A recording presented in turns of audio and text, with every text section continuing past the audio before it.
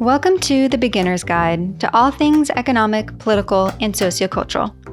Here we will be sharing quick bites into all the topics, concepts, and theories that we all talk about but should probably know a little bit more about.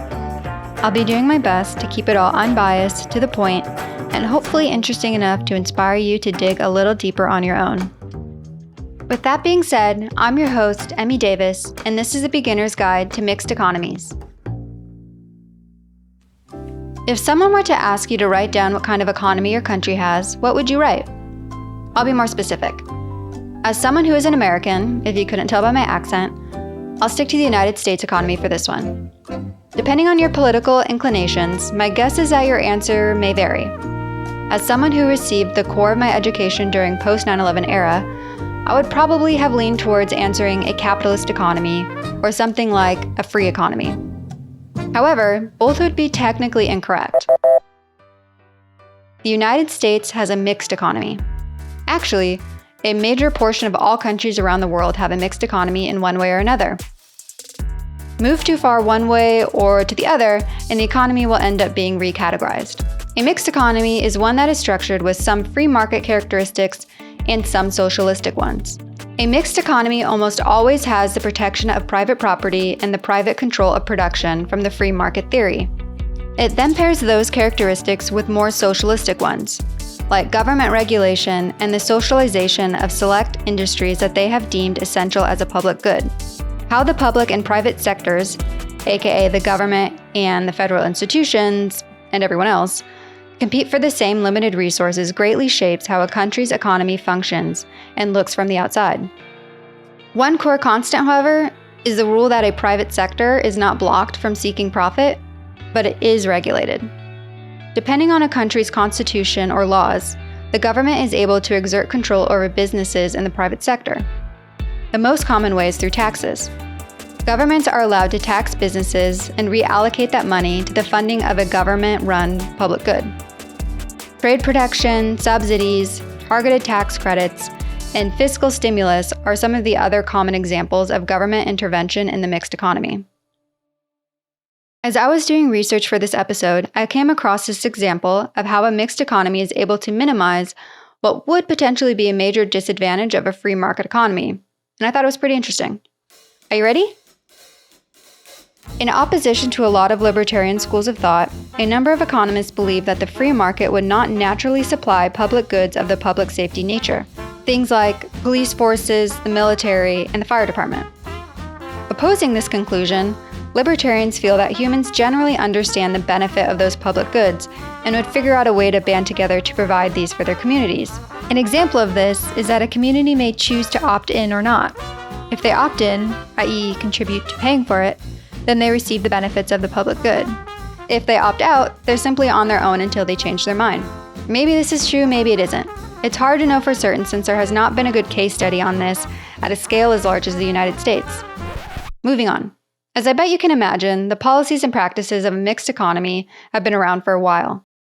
However, the official terminology didn't gain prominence until after World War II, when the United Kingdom's Labour Party began to push for stronger economic reforms. The real driver to the adoption of mixed economic policies has been globalization. The global economy is one that is essentially completely free. The rules and regulation are agreed upon by most, but not all, then changed, then disrupted, then agreed upon again, and so on. At the end of the day, all economies come down to money. How much, how it's made, and how it circulates. Once global trade became easily accessible, the theory of comparative advantage took hold, meaning that countries quickly learned that their easiest road to prosperity was to export what it does best and simply import what it does not. This doesn't quite mean that they need to have an absolute advantage or monopoly on whatever it is they're exporting. Rather, they're able to produce their exports at a lower opportunity cost than the competition. Quick caveat. I suppose that yes, a command economy would still be able to import and export according to the theory of comparative advantage. However, as I mentioned in the last episode, production in terms of efficiency and quality tend to drop under command economies, making what could be an advantage essentially null and void. Every country in the world has their own constitution or some sort of official political doctrine. However, what those things line out in the workings of the government and how well they are adhered to can be a different story. It's these documents that explain the balance between the government and the private sector.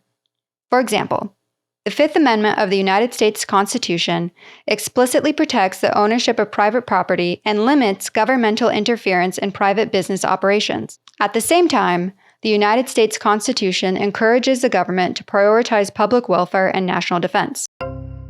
Okay, just a few more points for this one. 1. As always, this topic is incredibly nuanced and there is no mixed economy that is identical to another. I mean, our mixed economy is barely identical administration to administration.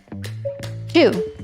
There are so many unique factors as to why some mixed economies seem to be doing better than others, especially when it comes down to the aspects that are run by the government. 3.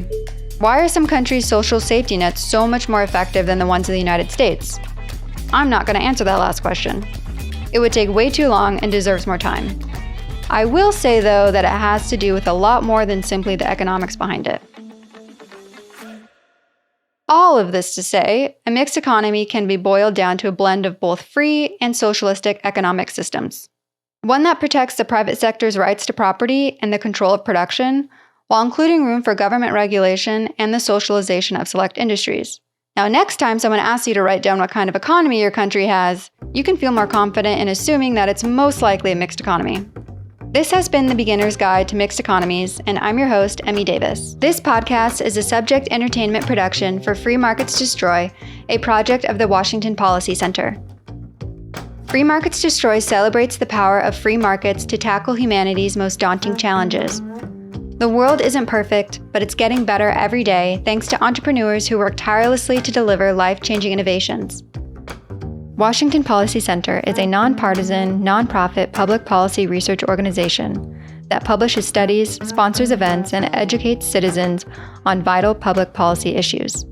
For more information on either, check out freemarketsdestroy.com or washingtonpolicy.org. As always, thanks for listening, and do your own research.